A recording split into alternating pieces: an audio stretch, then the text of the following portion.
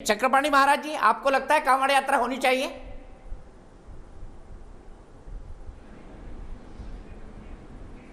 देखिए, कांवड़ यात्रा बिल्कुल होना चाहिए। कांवड़ यात्रा एक हमारी सांस्कृतिक सनातन विरासत है और उसके किसी भी तरीके से हमें लगता है कि जिस प्रकार से पूरी तरह रोकने की जो षड्यंत्र हो रहा है, बिल्कुल नहीं रोका जाना चाहिए। हाँ, ये जरूर है कि कोविड-19 की जो पालन है, जो आदेश है, जो गाइडलाइन है, उसका पालन करते हुए लेकिन इसको जारी रखना चाहिए, क्योंकि इसका अध्यात्म में जो स्थान है, बिल्कुल इसका बहुत श्रावण मास में भगवान शिव पे जलाभिषेक हम करते हैं, इसलिए कि जो समुद्र मंथन हुआ उसमें 14 रत्न जो निकले उसमें से 20 हलाहल था जिसको भगवान शिव ने पान किया और गले में दबाया। अगर उसके एक बूंद में इतनी ताकत थी कि पूरी सृष्टि का नष्ट हो सकता था, लेकिन उसको भगवान शिव ने गले में वो किया और उसके इतनी गर्मी थी, ताप थी, जिसके वजह से जो शिव भक्त हैं उस पर जल चढ़ाते हैं सब। और इसकी बहुत प्राचीन परंपराएं हैं, भगवान परशुराम से लेके श्रवण कुमार से लेके और तमाम, और जो भी कांवड़िया आते हैं उस मात्र एक कांवड़िया कोई व्यक्ति नहीं है, ये देवताओं के रूप होते हैं। उसमें जब जाते हैं तो अपने आप में उनमें एक बहुत ही आध्यात्मिक एक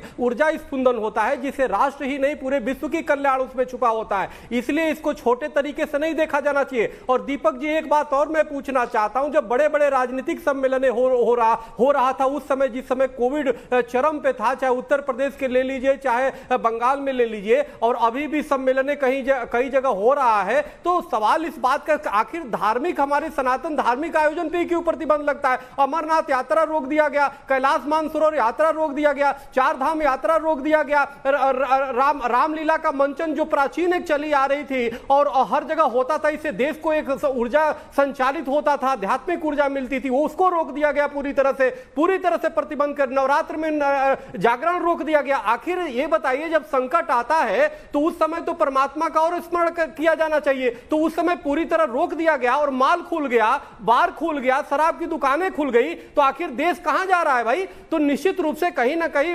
विनाशकाले विपरीत बुद्धि है। और अगर जो कांवड़ यात्रा नहीं हुई, हाँ, उसकी संख्या कम की जा सकती है, लेकिन कांवड़ बिल्कुल रोके जाना बिल्कुल देश के हित में नहीं है, विश्व के हित में नहीं है, क्योंकि जब हम भगवान को कुपित कर देंगे तो फिर बचेगा क्या? एक तो पता नहीं मनुष्यों ने कौन सी पाप किया कि कोरोना पूरे देश और विश्व में महामारी फैली, करोड़ों लोग मर गए उससे। तो इसलिए ये जब हवा बुझा दिया करती है घरों के चिराग, तो हमें रोशनी देती है मंदिरों के चिराग। टिका न वक्त की मीनार पर चिराग कोई, न जाने कितने बुझ गए सिकंदरों के चिराग। जो आया है वो मरेगा, लेकिन जब मनुष्य के सामने संकट होता है तो परमात्मा ही उसको मार्गदर्शन दे सकते हैं, परमात्मा ही उसे दिशा देते हैं। और भगवान भोले शंकर तो सबसे इतनी बेहतरीन हमारे देव हैं कि वो सिर्फ जल से प्रसन्न हो जाते हैं। तो लोगों को बताइए, उसमें कोई पैसे नहीं लगने, जल भी चढ़ाने पर प्रतिबंध लगाया जा रहा, इससे बड़ा दुर्भाग्य कुछ नहीं हो सकता। इसलिए सरकार को और न्यायपालिका को भी मेरा हाथ जोड़ से निवेदन है